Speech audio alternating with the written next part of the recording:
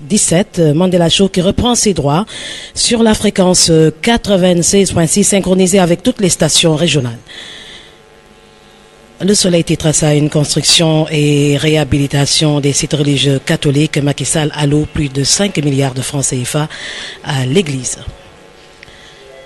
Professeur Ismaïla Madior Fall, juriste, la réforme de l'Assemblée nationale est nécessaire et mutation des personnels enseignants. 19 498 dossiers traités par la commission consultative, 139 postes de responsabilité attribués aux femmes. Ousmane Tanordien sur les investitures, écouter les frustrations et apporter les réponses appropriées. Seydou Gueye, le consensus a bien motivé le choix opéré par le président. CFE est entré en 6e, 278 532 candidats en lice demain et le Soleil s'intéresse à Foundiougne, Mbam pauvre en équipement mais riche en ressources.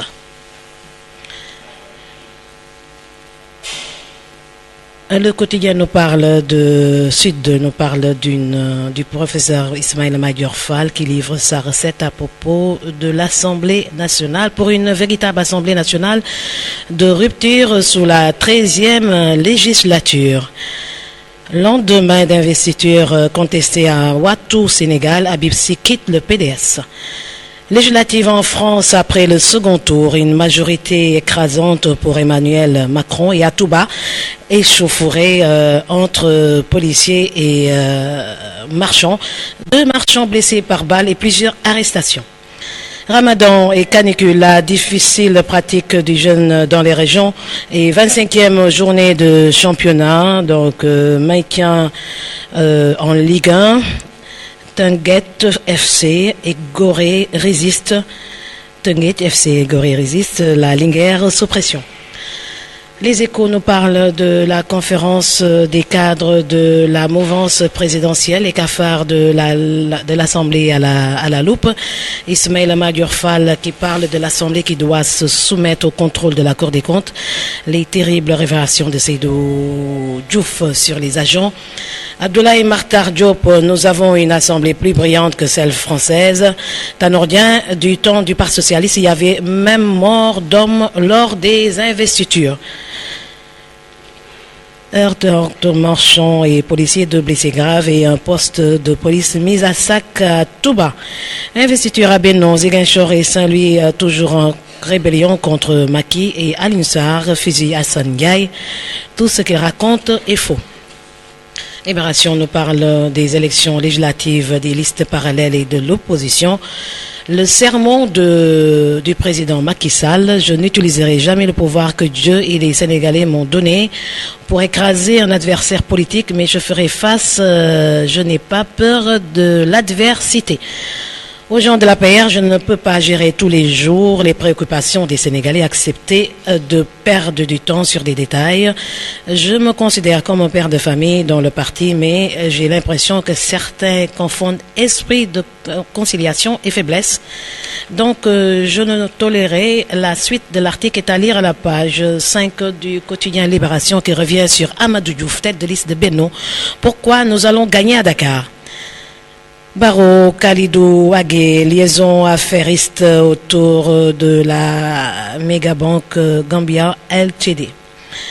Condoléances à Sherma Amar et Mariamar, le poignant témoignage du président.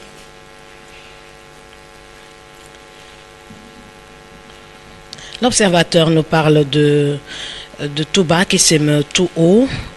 Une trentaine de personnes interpellées, 4 blessés dont 2 par balle. L'auteur des coups de feu en fuite à l'origine des émeutes, une bagarre entre 2 enfants. Le Khalif appelle au calme et à la discipline. La police dégage toute responsabilité. Et Macky Sall, au responsable thiessois de l'APR. Thiès représente pour moi un enjeu politique de taille. Tombée de rideau, Festival Salam au cœur d'une belle réussite. Youssou N'Dour, cette 3e édition démontre une maturité du festival. Et lui, la mode candidat à la présidentielle à la présidence de la Fédération sénégalaise de football. Notre programme sera le reflet des attentes des principaux acteurs du football. J'espère que les techniciens s'affaireront à me donner une qualité sonore meilleure la prochaine fois. La tribune nous parle de la police qui tire et qui blesse des marchands ambulants, rébellion à Touba et rencontre avec la Cogère. Macky se réconcilie avec ces jeunes. Amadouba, je ne crois pas en ces histoires de tête de liste. Et ressortissant de Matam à Guédiouaï, mobilisation pour sauver le duo Macky-Arounadja. Le témoin quotidien nous parle du professeur Ismaïla Madior Fall, professeur de droit à l'université Cheikh Anta Diop. Il n'y a plus séparation des pouvoirs au Sénégal. Pékin refuse que la patente de la Sidima au centre d'une querelle entre communes. Violent affrontement à Touba, 2 blessés dans une situation critique.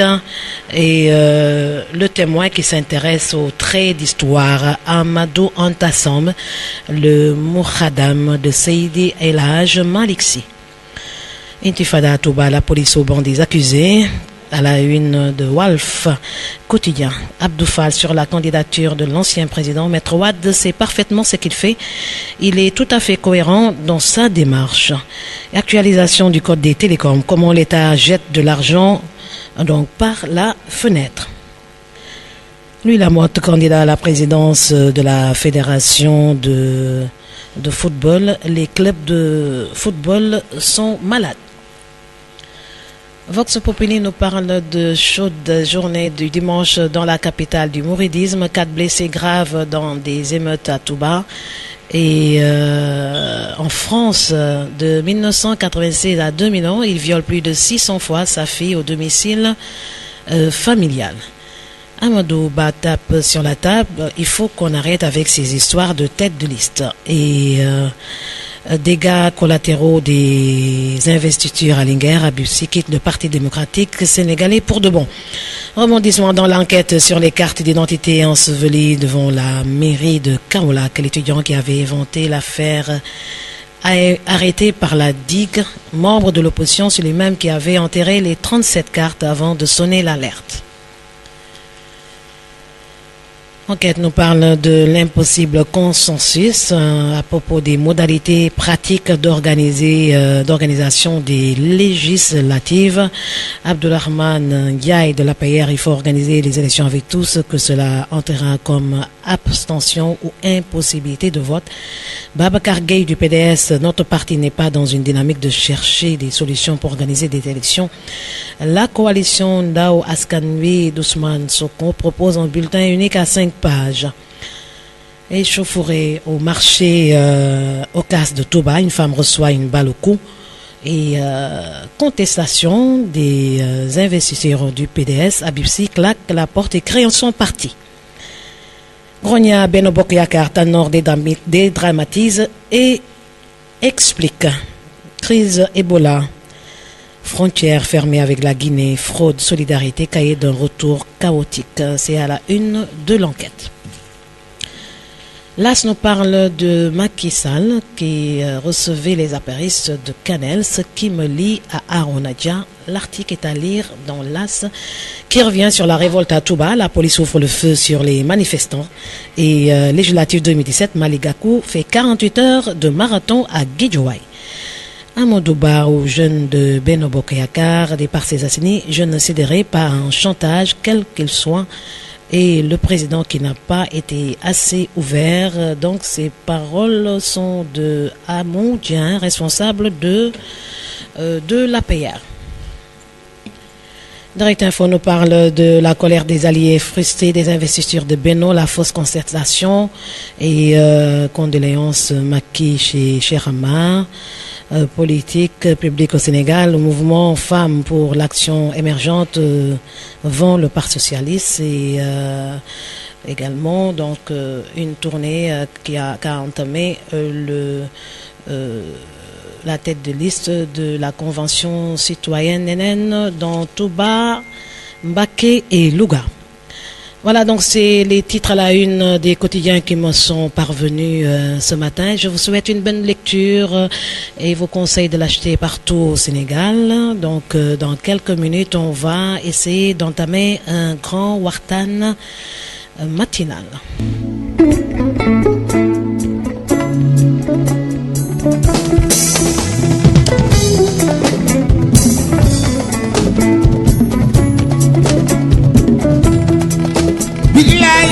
way kayla kayla gi ni ma njaay Fatima ma njaay taar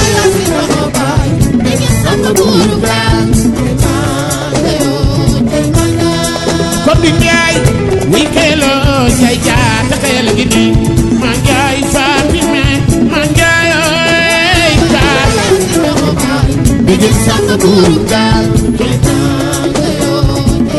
yaay koko yaay taaw way kayla kon di njaay kayla gi ni ma njaay Fatima ma njaay taar bigin samba buur gaal yéeme ay sa jaay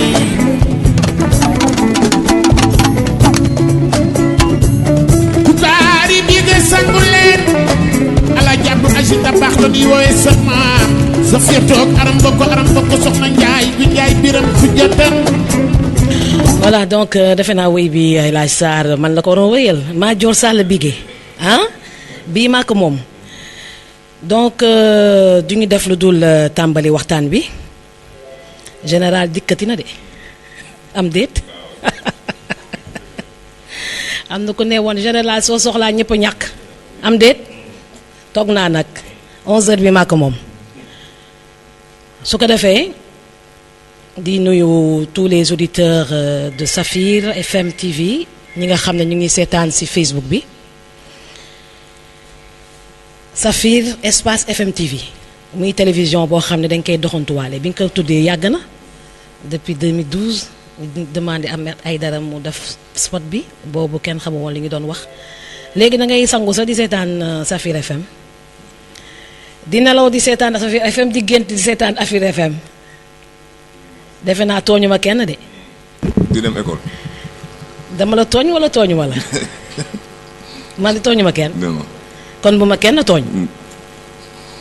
ma kenn tooñ de ndax man moom ku ma tooñ moom su ma dóoree rek ñu sentir que ñu xam ne dóor naa su may yëngu moom ñu xam ne yëngu naa kon bu ma kenn tooñ bàyyi leen di ma tooñ bàyyi leen di ma tooñ te bàyyi leen di tooñante day leen di baalonte ak si weeru koor la ñu nekk kon ñu tàmbalee émission bi te mu yaakaar ne si biir émission su ma paree du ma tooñ kenn ñu ma tooñ daal maa ngi leen di baalu ak ñu ma tooñ nag dinaa leen baal ak ndànk-ndànk ba keroog juj muy giif ñëpp seetlu nañu ko temps yi WhatsApp bi bombardé nañ ko émission bi ñu def nii su paree dinañ ko bombardé si WhatsApp bi ñi ko raté yëpp mun ko seetaan ndax am na ñoo xam ne amuñu Facebook mais am nañu téléphone Android boo xam ne dina mën a jël WhatsApp kon tous les réseaux sociaux fépp foo xam ne mun nañ fa egg te internet may ñu ko dinañ fa àgg dinañ diffuser Mandela Show dinañ diffuser Mandela Show ci réseaux sociaux yi diffuser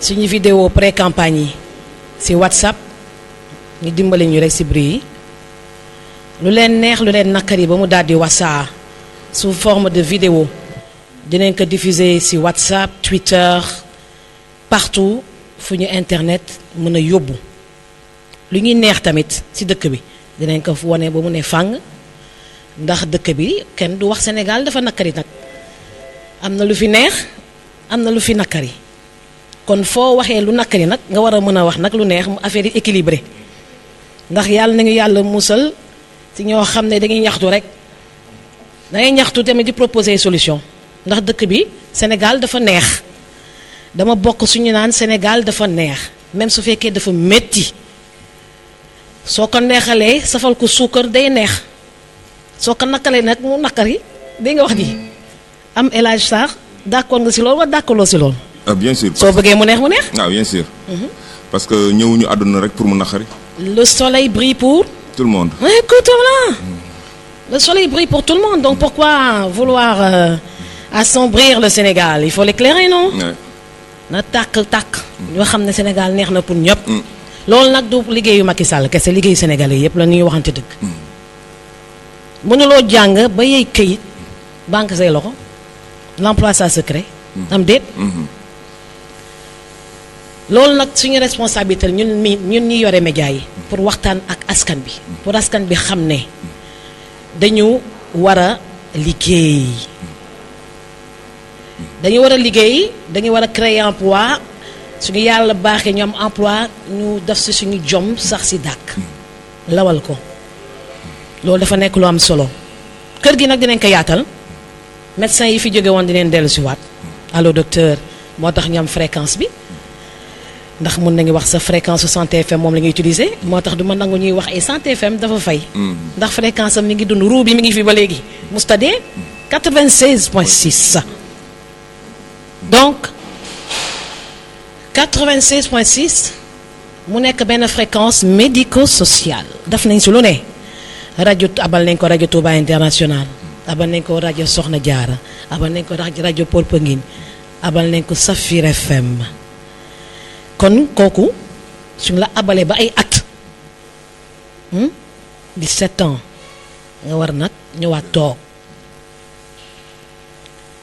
toog ni fang ñu gis la ci réseaux sociaux yi ndax loolu mu xew animation dafa changer complètement damay seetaan ay animateur ñi animé sama yaram day daw ma ne wala laa ñii dañoo déconnecté parce que da ngay suivre réseaux sociaux yi nga xam ne animation wu 2000 ak animation 2017 dafa ute da ngay animé di xool ce que disent les réseaux sociaux en temps réel nga tontu gis nga man actuellement su ma nekkee sama téléphone iPhone damay connecté wu xool dugg ci Facebook rek ma gis waa Los Angeles gis waa Bordeaux gis ñoom Mati Trois Pommes gis xale yu baax yi donc di def seen show mais su ma duggee rek ci saa si ñu ne man dee la ñu ngi lay gërëm di la sant ci seetaan bi ñuy seetaan léegi nga wax foofu la ñu tonn ci animation yàlla ni yàlla musal ci animateur yoo xam ne da nga leen di fëgg te duñu xam sax yaa ngi leen di fëgg ndax internet bi dafa yaatal ñëpp sénégalais de la diaspora yi fu ne la ñuy dugg kon suñuy fëggee day leen di ubbil bunt yi day ngeen wax ci dafa laaj formation ndax foofu la animation tonn sooy animé da ngay gis ñan ñoo lay xool waxtaan ñi bëgg a waxtaan ak yow tontu ci question yi lay laaj via internet foofu la animation tonni ndax live dafa xew foofu la ñu ton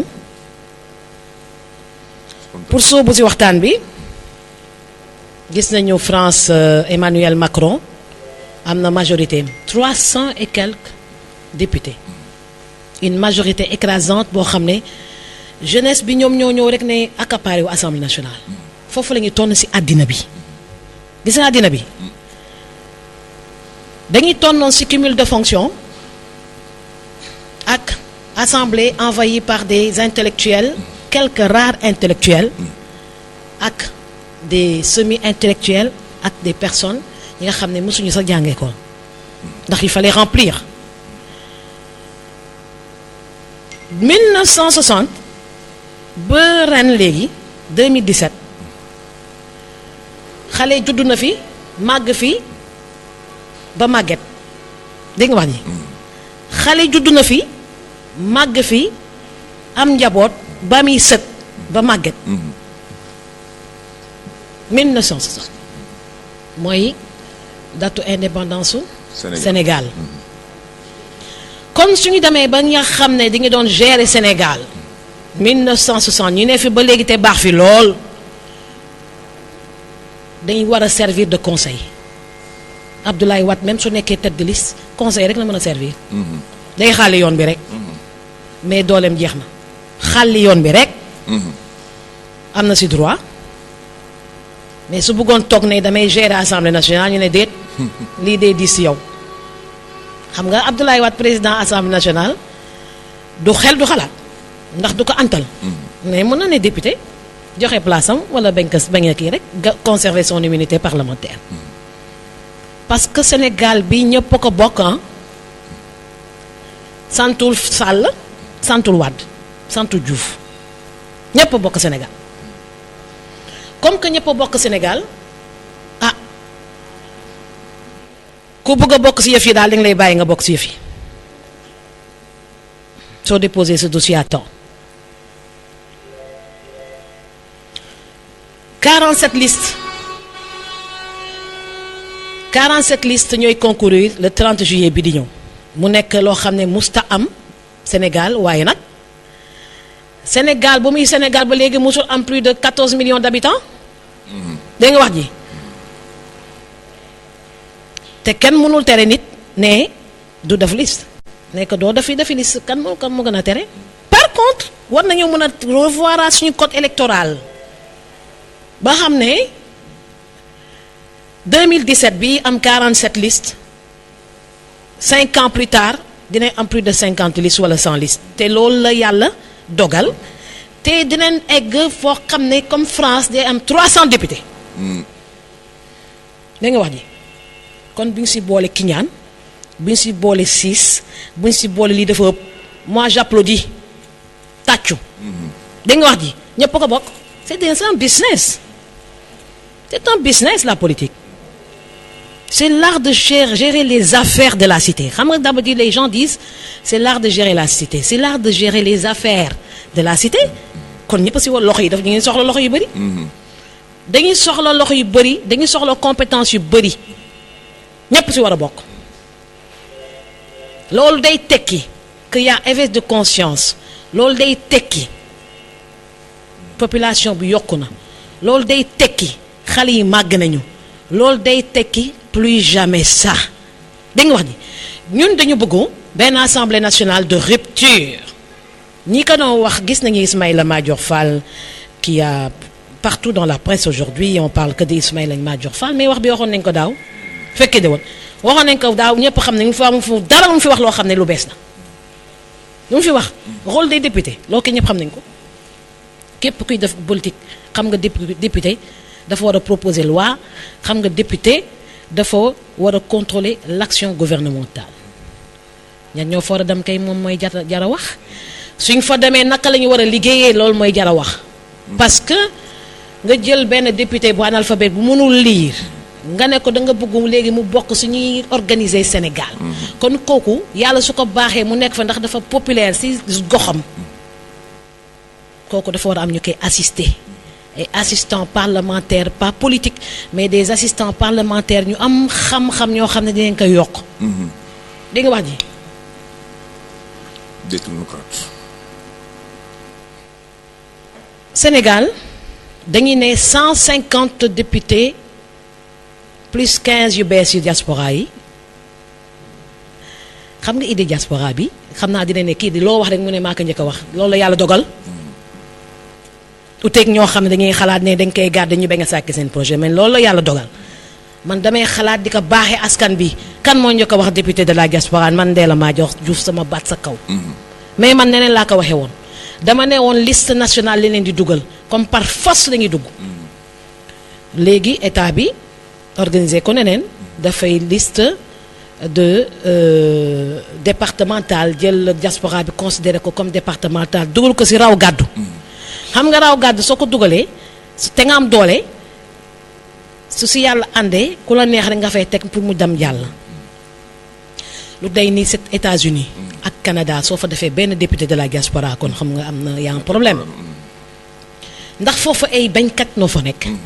foofu ay bañkat ñoo fa nekk foofu ay nandite ñoo fa nekk foofu ay ñoo xam ne dañuy gis lii lëndëm te ñooñu ñooy dundal Sénégal. Sénégalais de la diaspora ñuy dundal Sénégal donc suñu jëlee fu gën a am xaalis.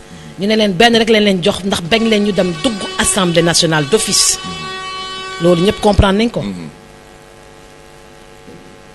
suñ ko sëyaloon nag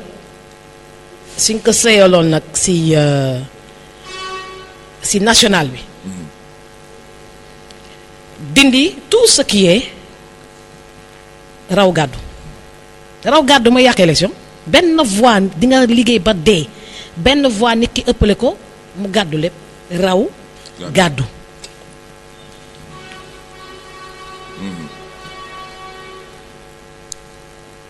xam nga keroog jooju ndeysaan si quartier général gars yi di ma doon ko commencé découvrir parce que amuñu habitude di déglu Mandela Show man nii la waxtaan rek lay def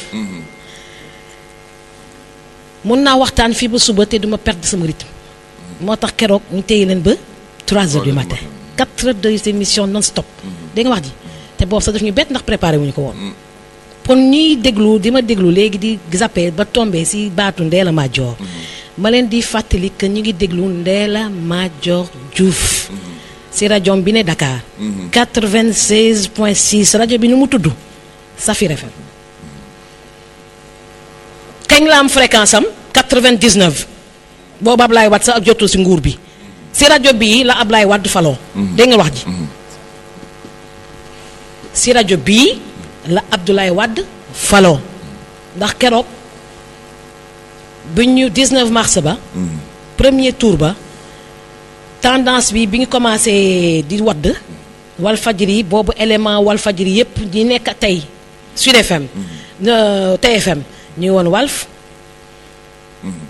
di joxe information yi ñëpp daw ci directoire de campagne ñu Abdou Diouf man donc ak Adi Wade ñoo nekkoon ak Abdoulaye Wade ci biirum point ma jox ko direct bi 1 heure de temps looloo déclenché alternance moo tax ma ne fu ma jaar ku fa jaar takk ban xale yi duma seen moroom ku ne na yem place am ñun dañu yàgg di xare li may wax ni 2000 la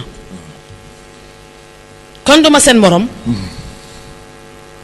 loo am rek daf ñu neex su ñu neexee nolew su ñu neexee ne pat suñu fippoo ñu xam ne fippoo nañu ko ma dégg di wax ni xamal décidé naa Mandela Show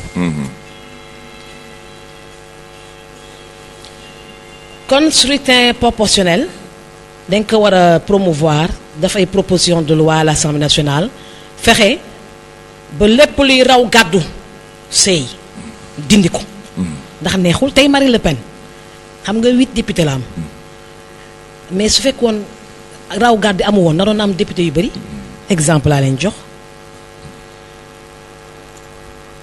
proportionnel nag loo am rek loolu lañ lay jox fii Sénégal ci liste nationale 60 députés rek la am kon li ñu war a soppi dafa bëri te ñan ñoo koy soppi député yi ñoo koy soppi kon su ma gisee Sénégal yi ne man politiku ma te ñu nekk ay professeur université oh moi je fais pas de la politique ñu nekk ay médecin oh moi je fais pas de la politique ñu nekk professeur d'université oh je ne fais pas de la politique ma ne oh là là ils n'ont rien compris pourquoi ils ne veulent pas faire de la politique mais c'est la politique qui gère l'organisation de l'université des hôpitaux de la justice de tout pourquoi vous voulez pas faire de la politique c'est ce que je n'arrive pas à comprendre c'est ce que Macky Sall a dit quand il a reçu une délégation de l'église. Pourquoi vous ne fréquentez pas les partis politiques? Ce qui prouve qu'il est en train de suivre mes vidéos. D'ailleurs, sur mes vidéos, j'insiste trop sur la politique qui doit recevoir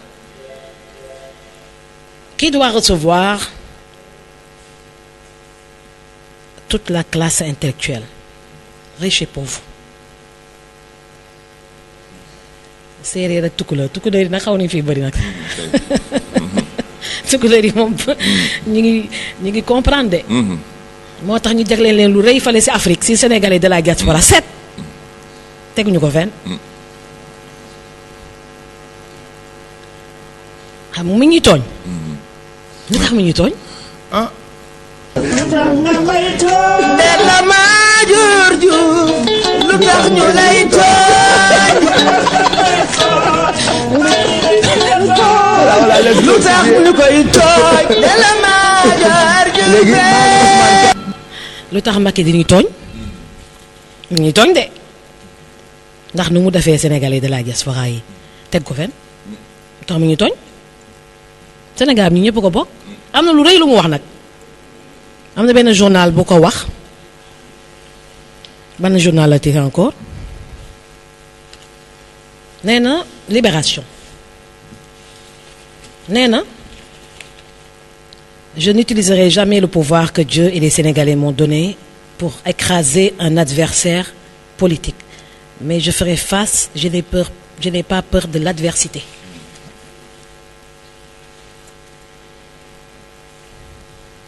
ku lire phrase bi rek sa xel dina xaw a tey ndax suñu xel day dem automatiquement ci Khalifa Sall et consort yoon bi nag ñëpp la fi nekkal mais nag parfois day tey xel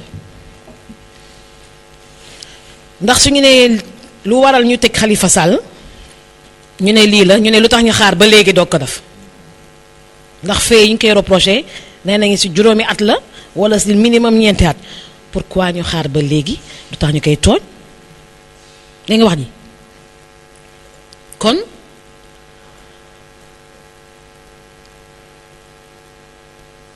yàlla ñépp la fi nekkal nee na du utiliser pouvoir bu ko yàlla jox pour écraser un adversaire politique xam lan la ci tontu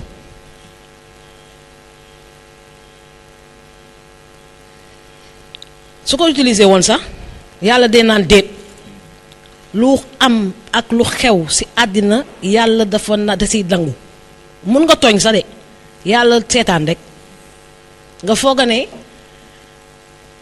yàlla ànd na ci fekk yàlla àndu ci day seetaan parce que yàlla dafa am façon bu muy yaree askan wi dégg nga wax ji yàlla dafa am façon bu muy yaree askanam yépp ci monde bi léeg-léeg mu naan tekk nga foog ne ànd nag yow fekk tekkam boobu moo lay yar di nga wax ji léeg-léeg mu yëngu nga ne waaw man lan laa def yàlla lii ñàkk naa ko walla jël na ma lii fekk looloo gën ci yow kon lépp lu ñuy def ci àddina bi dañ ci war a ragal yàlla comme disait imam Maodo Sylla na nit yi di sant yàlla di ragal yàlla phrase boobu dama koy faral di répéter samay Mandela Show parce que dafa am solo dee leen di sant yàlla di ragal yàlla ndax di nga am benn situation boo xam ne fu la ko waxoon ci gént su la ko gëm yàlla baaxee la ko nga war ka sant mais nga fàtte koo ragal yenn pouvoir da leen day naaguloo nit da ngay dem ba naagu ba fàtte yàlla waaye yàlla su la yeewoo ba ne leen man maay yàlla le réveil risque d'être brutal kon Sénégal bi man dama gëm ne sénégalais yépp ko moom même nit ki suñ fay rekkee da nga subir injustice boobu dafa neex yàlla su fekkee da nga gëm yàlla kenn waxu la nag nga noppi rek dañ la wax da ngay jóg fajar te liggéey fegal sa bopp am déet Khalifa Sall fu mu nekk mi ngi kon ne di liggéey di mi ngi fay facture mi ngi fay personnel am mi ngi kon ne di liggéey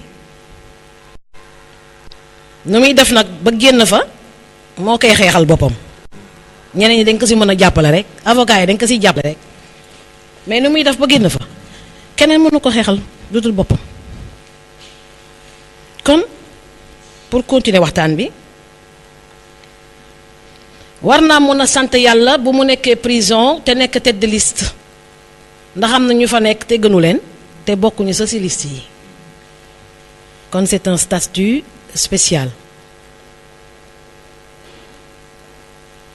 kon jaayante doole ci politique raw gàddu ci politique politicienne naka lay écraser diw pour mu bañ a dam ñu gëm a di yàlla yi rek ñoo koy def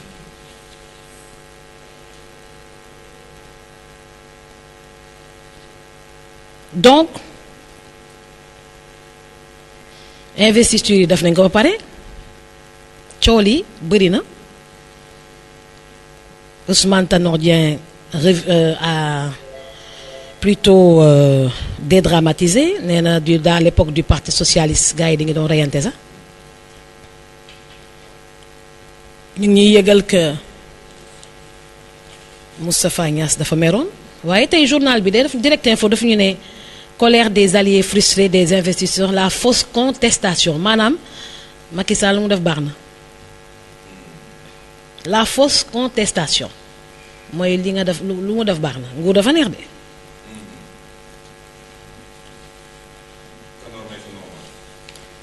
Tanor ne écoute y a comme problème bon on va revalider on va gérer Oui.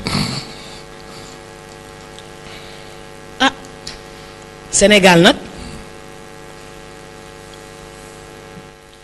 mënul échapper ci liy xew ci monde bi nee ma lan mooy xew ci monde bi liy xew ci monde bi mooy rajeunir le monde politique tey xale yu ndaw ñoo dugg Assemblée nationale France xale yu ndaw Emmanuel Macron il a 40 ans indi 300 et quelques députés yu bees tàkk dont 200 et quelques femmes yi dugg nañu ak doole. Sénégal ñu bëgg a nekk xëccoo ak ndaw yi ndax soo seetee ba seet liste nationale yu yeneen yu ci bëri ay personnes troisième âge yoo ci nekk. Convention citoyenne neneen nag je pense que moom rek daanaka. ak quelques ñoo am ay jeunes. mais un peu partout c'est des gens yoo xam ne waruñu woon sa ñeefe xeex sa pour dem assemblée nationale. waaye nag c'est que assemblée nationale dafa nekk kuréel bu am solo nit yi Sénégalais yi xamaguñu ko te responsabilité journalistes yi daf si bokk. journalistes yi dañuy war a di waxtaan. pour un éveil de conscience. waruñu teg ba député yi. waruñu iñaane député yi.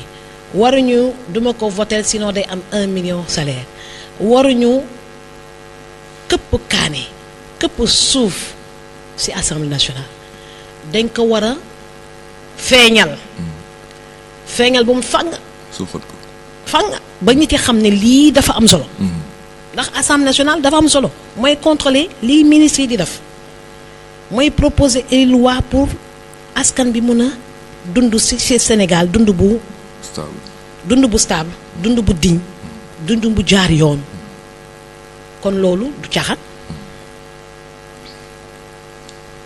xam nga léeg-léeg suñu mbokk journalistes yi moom dañ see këpp suuf bu métti mais ñoom ñoo dévaloriser seen bopp ñoo am lu rëy négligé ko journalistes yi mais journalistes yi waruñu woon na ma dara waruñu ñee député yi Sénégal dañuy am journalistes yoo xam dañoo ñee député te ñoom ñoo waroon dominer député waaw soo amee lu mel ni média ku la raw si yow la kon journaliste su Sénégal ñoo war a am changement de mentalité xam ñooy ñan bañ a ñee kenn bañ a këpp kaane war a xam ne dañu war a accompagner rendre visible tous les secteurs de l'État journaliste waru ñee ministre waru ñee président de la République dégg nga wax ji est-ce que yaa ngi may déglu bu baax li may wax. vecteur de communication très puissant.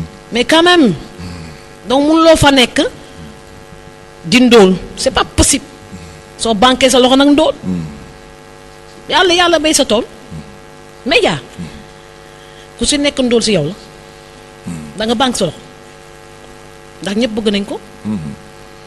amul secteur booy tudd si àddina te soxlul média amul kon kay y a pas plus important que ça. C'est un pouvoir. Et ce pouvoir, on ne peut pas l'avoir en étant pauvre. C'est pas possible. C'est pas possible. Si on dort, on n'aura rien. Quand nañuy bàyyi journalistes yi nañuy bàyyi député yi ñuy ŋàññ ba askan bi di si dégg ba askan bi di tayal pour dem voter ji. Alors que dañuy war a voter ji. Le vote doit être obligatoire au Sénégal. Man su ma yàlla yóbbu Assemblée nationale dinaa def proposition de loi pour rendre le vote obligatoire au Sénégal. parce que ku si nekk da nga war a joxe sa xalaat si réew bi naka la war a doxe kon journaux yi tey ñu ngi xëyee wax ci importance su député le rôle du député que dafa député yu 13e législature bi ñu jëm dañ leen war a encadrer ku wax loolu ça veut dire que daaw lañ doon encadrer correctement ci 12e législature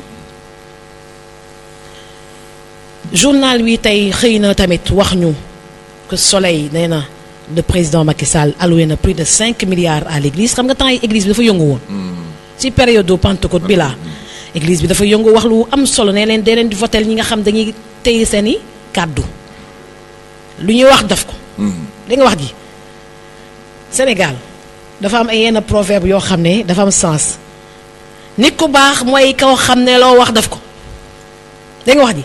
église bi ñëw ne votel leen ñoo xam ne lu ñu wax def ko. président de la république dégg leen bu baax. jox leen 5 milliards xam naa dinañ ko diggoon def na ko.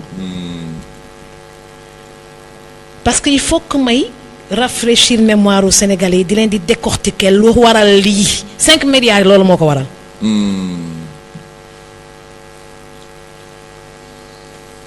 nit ku baax lu mu wax da ko di koy def dégg nga wax ji loolu la géwél yi di taggee lu mu wax def ko loo wax danga koy def soo nee da ngay def 5 ans de da nga war a def 5 ans doo dugg ba si biir nga ne 7 ans ngay def kon loo wax defuloo ko da nga ko waroon def juróomi at loolu la waxoon boobu deful lu mu wax 1-0 Macky Sall boobu daw na boobu 1-0 lañ koy def boobu deful lu mu wax Sénégal njaay peuple de sénégalais yoo xam ne lu ñu wax daf ko dee rek ànd nga si wala ànduloo si. ah bien sûr. soo ko defee kenn du la tooñ. man de lu ma wax daf ko. su ma nee woon juróomi at lay def. juróomi at bi suy deñ bi laay juróomi at lay def. lu wax daf ko. dégg nga wax ji parce que loolu laa xam lu ma wax daf ko. titre émission bi mooy loolu tey. lu mu wax def ko. loo wax danga koy def. lu mu wax daf ko un vrai sénégalais. lu mu wax daf ko.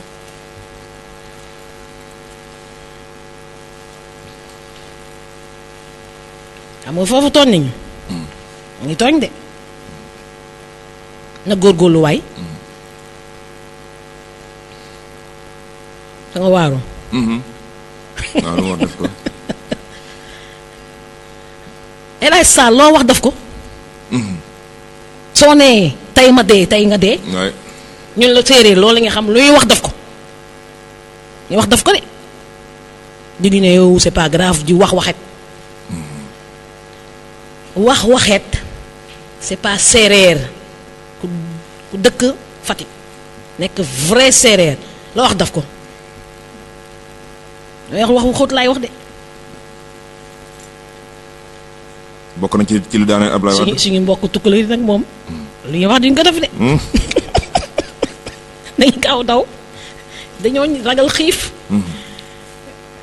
dañuy ragal xiif ñoom. les vrais séeréer lu ñuy wax def ko.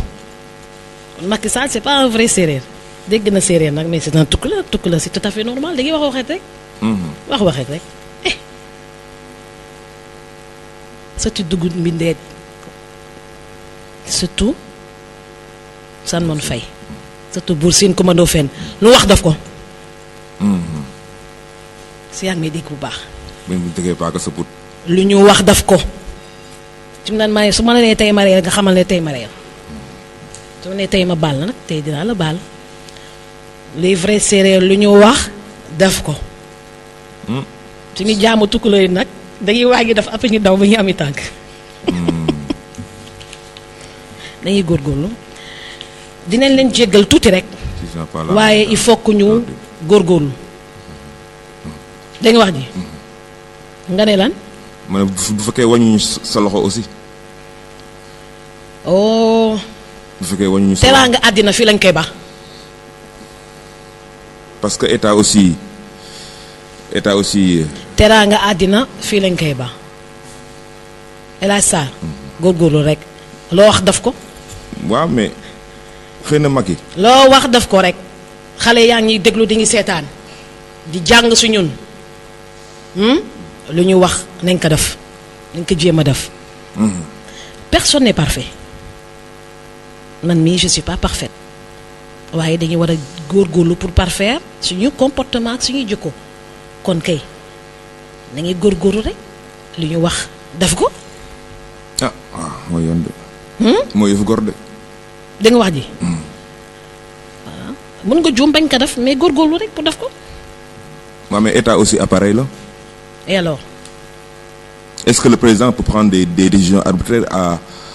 je ne parle même pas du président je parle de tout le monde. loo xam nga dem naa ba ne El Hadj Sarr. ñëpp lay waxal ñëpp a ngi may déglu. je ne personnalise pas un débat. je m'adresse à tous les auditeurs qui sont en train de m'écouter et les téléspectateurs qui sont en train de me suivre sur Facebook Saphir FM et Saphir Espace FM TV. rajo bi 96.6. ñun lu ñu wax def ko. dégg nga wax ji dafa am solo waxeet biñ ko banaliser sinon xale bi day ne danga may nax rek waxoon nga ko démb ne woon nga danga may jox maman tu m'avais dit que tu allais me donner un bonbon mais aujourd'hui tu m'as pas donné un bonbon mais pourquoi tu me trompes tu m'avais promis le bonbon. En plus tu rigoles. Et en plus tu rigoles.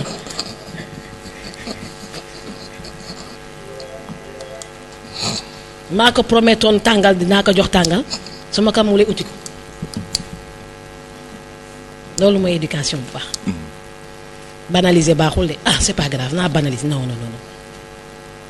foofu moom pour revenir au président de la République Macky Sall foofu moom daf fi daanu. dañu wax ji juróomi at la waxoon dafa waroon def juróomi at. waaw defe naa am na auditeur bu bëgg bokk de mën nañu ko jël. mënuñu ko jël parce que filtré wuñu ko. man duma liggéeyee noonu. teel rek nga ne acca ñëw na. non dama liggéeyee noonu. bébé awa filtré na ko nee na. waaw ñu ngi koy déglu kon. dem na. voilà kon émission bi c'est ouvert. soo leen dégloo gisaane yi ñu ngi woy di waxtaan di gisaane en hors antenne.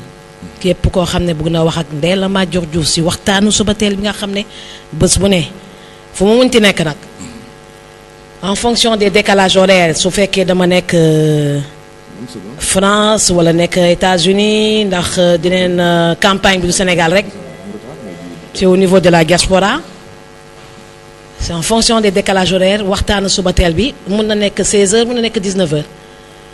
ndax keroog bi ñu nekkee Los Angeles defe naa waxtaan bi ñu ngi ko doon def 20h. 20h. kon li ñuy wax def ko. xam nga dama dugg keroog jooy studio Los Angeles. Njawar Diop ne ma gars yi téléphone rek la ñuy participer mais yow nga jël billet d'avion def pratiquement 13 heures de vol. ma ne lu ma wax def ko. maa ne woon dinaa ñëw na. mënoon naa pourtant dugg rek par kii rek. téléphone internet rek. est-ce que. kon nañuy góorgóorlu di sant yàlla di ragal yàlla te di def lu ñu wax. te lu ñu wax ñu def ko. su ma nee dinaa participer ci élection 2017 yi. bunt yi yu bari mun na tëju. mais dinaa participer ci élection législative 2017 yi. ndax lu mu wax def ko. dugg naa wala dugg ma. bien sûr. waaw. lu ma xes wax ci rajo. dama koy def. est-ce que. lu ma xes wax ci télévision. dama koy def ñu ngi yëg am na benn auditeur bu insister. ñu def lu dul ñu déglu ko su fekkee mën na dugg. laatu ñuy tëj émission defe naa ban heure a jot nii sax. parce que nag waruma déborder man. salaamaaleykum lu ngeen encadré de sinon. voilà 9 minutes laa dese. maa ngi fi ça va na rek. da nga bëggoon bokk ci émission bi. dem na. voilà donc ma jox la question bi. nga posé ma quelques questions comme ça ñu mën a libérer di fàttali auditeurs yi rek Mandela Show. dinañ ko góorgóorlu di ko def tous les jours comme d'habitude rek. 11h 12h. et en fonction du décalage horaire heure bi su changé dinañ leen ko wax ci WhatsApp bi dinañ ko wax ci Facebook bi tous les canaux qu'on va utiliser. bon en fait man question mooy posé mooy dama gis ni Ousmane Tanor Dieng. filmé leen ma El Hadj Sarr waay. donc Ousmane Tanor Dieng il s'est prononcé sur la crise qui secoue la coalition présidentielle Benno Bokk Yaakaar. moom pour le secrétaire général du parti socialiste ses frustrations et contestations moom nee na daal depuis bi ñu publier li nga xam ne mooy liste yi nee na moom il trouve cela normal. qu'en pensez-vous? répétez dama talaat sama portable dégg nga message ñuy patatata comme goutte d'eau voilà. bon ça c'est l'époque des nouvelles technologies quoi. je disais tantôt que Ousmane Tanor Dieng il s'est prononcé sur la crise qui secoue la coalition Benno Bokk Yakaar la coalition présidentielle bien sûr Benno Bokk Yakaar pour moom pour le secrétaire général du parti socialiste nee na frustration yooyu ak contestation yi yi nga xam ni bi ñu defee publication liste yi nee na daal moom il trouve cela normal. Bon écoute c'est une réponse sage xam nga nit ki di nga toll foo xam ne soo duggee dugg nga ba pare. Il a promis à Macky Sall de l'accompagner. Une autre réponse m'aurait surpris. Il faut que mu joxe benn réponse qui calme tout le monde, qui calme surtout le président Macky Sall, dans un premier temps. Parce qu'il a un souci de conservation du compagnonnage avec le président Macky Sall. Donc il le calme. Ses camarades de parti, comme il a l'habitude de dire, xam nga lui moo d'ailleurs camarade. C'est comme ça qu'il parle, lui. Camarade. Donc ses camarades va leur promettre des postes de directeur des directions des ministères et il va essayer de calmer tout le monde. Sénégal ñëpp mënuñu nekk député, c'est 165. Cette bataille autour des investitures, ça n'a pas de sens, à mon avis, ça n'a pas de sens. Tout le monde ne peut pas aller à l'Assemblée nationale. Même la moitié des élus, des futurs élus, am na ñoo xam dinañ libérer poste yi. Ñenn ñi dañuy nekk ministre, ñenn ñi préférer céder leur place à d'autres, etc. et tout. Donc quelqu'un comme Abdoulaye Wade, il sera élu député, mais bon, il va pas siéger. Il n'a même jamais siégé à l'Assemblée nationale. Tu comprends? Donc il va céder son poste. Je le vois mal en train de conserver son poste pour donner le bon exemple. Il peut être député et libérer son poste, le donner aux jeunes. Tu comprends? Donc pour revenir à ta question, Tanor, il calme, il essaie de calmer tout le monde et puis de faire avec et puis voilà, parce que écoute, il sauve également sa peau et il a intérêt à continuer d'accompagner le président Macky Sall puisque il n'y a plus que ça à faire. Il ne lui reste plus que ça à faire à ce stade de compagnonnage. Il ne lui reste plus que ça à faire. Khalifa Sall est en prison, Khalifa Sall est dans son parti, donc tout le monde sait qu'on l'a écarté parce qu'il y avait ces soucis de participation aux élections.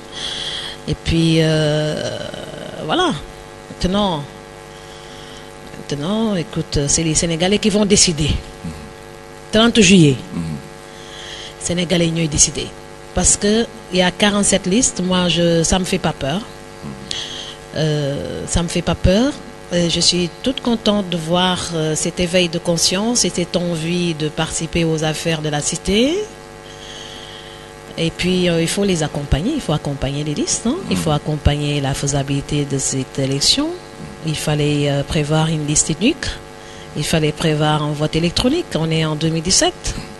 Pourquoi mettre 16 milliards sur du papier et enrichir les imprimeries? Ça, il fallait le prévoir. On est à l'époque de l'Internet maintenant. J'ai bien suivi mon petit frère Bahoum, hein, ce qu'il a dit, c'est vrai. Tu sais, c'est mon petit frère. Voilà. Donc, ce qu'il a dit, c'est vrai. Il faut penser au vote électronique. Et moi, je dirais mieux, vote électronique et bulletin unique.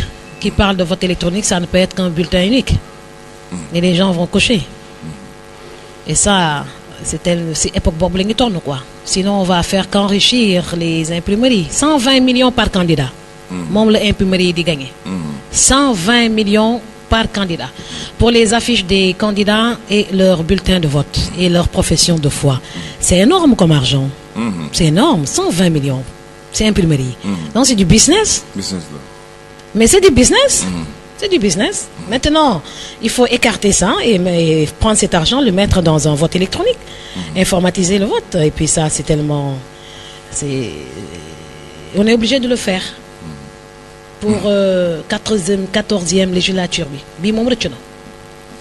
Parce qu'on ne peut pas actuellement faire un vote électronique à 30 jours, c'est pas possible. Ils ont prévu du papier, et bien il y aura du papier. Il y aura un gâchis de papier. Après, jaaykatu caaf yi ñooy kontaan de. jaaykatu caaf yi ak bëgg yi. ñoom da dinañ bëgg. À moins de les répartir dans toutes les rédactions des radios, comme ça, si parti vers Sobi, on va écrire, les journalistes vont écrire leur papier. Oui. Une autre question avant que nous libérer quand même. Bonne question bi mooy par exemple Bon, je vois que les élections législatives donc s'approchent, hein, les coalitions se précisent, mais je vois que élection législative dafa xaw différente ak élection présidentielle dafa mel ni moo gën a compliqué selon moi parce que dafa mel ni dafa am benn business bu ci nekk parce que je vois des commerçants ñu jàngul école am seen xaalis bëgg a ñëw bëgg bokk ci ay coalition xëy na pour bëgg a nekk député dugal seen benn 5 wala 10 millions. Oui, on a tout vu, hein. Donc pour figurer sur une liste, certains ont donné de l'argent. Voilà, on a tout vu, d'autres ont fait un prêt à la coalition. Bon, xam nga ni ngi présenté député au Sénégal, mais député ivoiriens ñoo ëpp xaalis suuf. Moi, je trouve pas ça, c'est pas de l'argent pour moi. Pour moi, c'est pas de l'argent.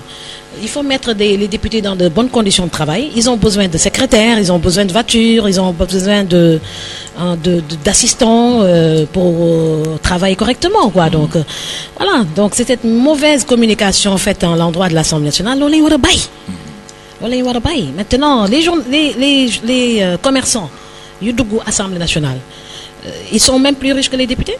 Bien sûr. Voilà, peut-être bon, certains vont dire que soo duggee di nga am ce passeport diplomatique et puis voilà ñoo mën jafe-jafe un passeport diplomatique, mais tu peux pas être un commerçant riche am problème passeport diplomatique. Ouais, donc si tu es un commerçant riche, si tu as un bon relevé de compte bancaire, faut dem jox la sa visa. Tu comprends? Donc les motifs, les mobiles sont nombreux. Donc il faut davantage communiquer. Pour ñu xam que la politique c'est du business. La politique c'est l'art de gérer les affaires de la cité. Soo bëggee defar benn hôpital, il faut nga jaar par la politique pour le faire ou bien carrément nga construire cet hôpital bopp et tu vas prendre de ta poche. Et tu peux pas être plus riche que l'État, c'est pas possible. Personne ne peut pas être plus riche que l'État. Dëkk boo xam ne kiy jaay caaf sa mi ngi jox TVA à l'État. Douanier di versé. Inspecteur d'impôts yi di versé. Maladie diverses kenn rek am pouvoir gérer xaalis boobu muy xaalis trésor mi président de la République Macky Sall. xam nga kenn mënu kaa gën a riche mu tane ndax may joxe marché yi. soo politiquee fa ngeen bokk ci décideurs yi di mën a joxe marché yi. kon médecins yi ne dañu am xam-xam. professeur d'université yi ne dañu am xam-xam. suñu bëggee décider banque seen loxo di xaar on va voter pour qui là. Bon, je pense que les temps d'antenne de la RTS vont démarrer bientôt. Bon, si j'ai le temps, je vais regarder pour voir qui je vais voter. Bon, écoute, alors que dañu waroon bokk ci ñuy voter. Kon liggéeyu sensibilisation bi man de du ma tàyyi di wax intellectuels yi na ngi dugg ci politique. Médecins yi na ngi dugg ci politique, professeurs yi, maîtres yi ñépp na ngi dugg ci politique. Parce que loolu mooy permettre compétence yi dugg ci gestion des affaires de la cité. Suñ ko defee Afrique développée, l'Afrique n'a pas besoin d'argent. Tu vois cette phrase que j'ai lue de Kabirou Mbodj, je pense moom wari am na benn vidéo buy jaar ci internet bi. Il dit que l'Afrique n'a pas besoin d'argent, l'Afrique a besoin d'organisation. Ma ne oh là là, voilà quelqu'un qui a tout compris. L'Afrique n'a pas besoin d'argent de qui que ce soit, mais d'organisation.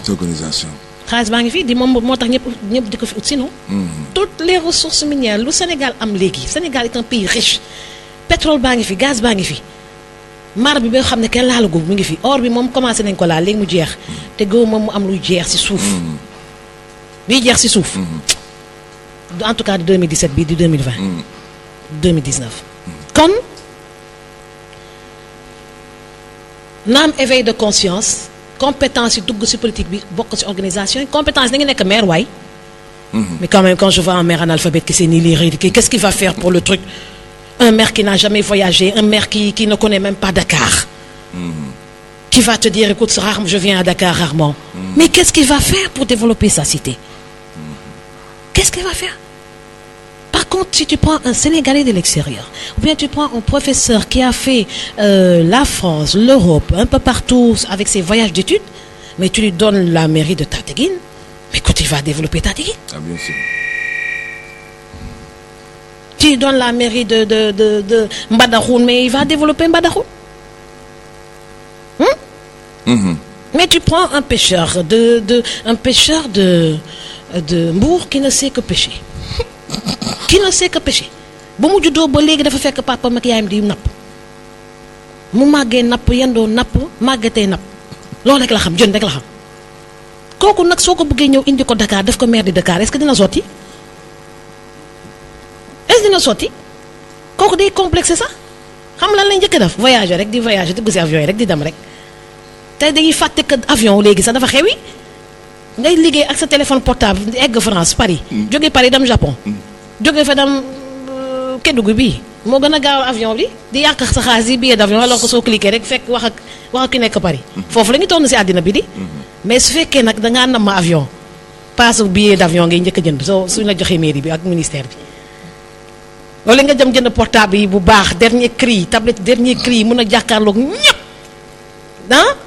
nga ne dama ma ci agence voyage bi nga réserver ma buy fàtte sama soxna si nag samay doom buy fàtte nu ma tudd sa jànk bi ñooñu diggoon naa leen passe marque de nee na foog ne dëkk bi ku ñu joxul passe marque joxuñu la dara fàtte nañ que àddina bi fépp yàlla nga fa. dem nañu ba duggal seen bopp ku faatoo marque da ngay dem àjjana. xanaa kon ñu dëkk marque yëpp kon àddina ñu ñëm ah. ñoo koy fees de. ñu dëkk marque yëpp te soo demee ni marque soo fa demee man dem naa marque 98 laa dem marque aji marque man donc. kon lu may wax dama koy xam lu ma wax dama ko xam tabaski doo sentir comme tabaski ni nga koy defee fii dañuy continuer li tawaaf jour tabaski la ñuy tawaaf soo demee sànni jamra ba pare dem tawaaf yi mooy jour tabaski gars yi dañuy dem duñu rey xar de fi ñuy rey xar sa doo ko gis doo ko gis man suñu xar bu may rey tabaski gisuma ko da ngay yóbbante ñu reyal la ko moom la ñuy def ci carcasse di ko distribuer en Afrique la doo ko gis di nga wax ji les boutiques sont ouvertes c'est pas fermé comme ici ñu def ko fête nationale foofu nag jigéen nit yi dagg seen loxo ñi sàcc xam nga dañuy dagg seen loxo màkk dafa tourné gis ku ñu dagg loxo kon foofu ku ma ne ku fa dem dee àjjana ngay dem y a un problème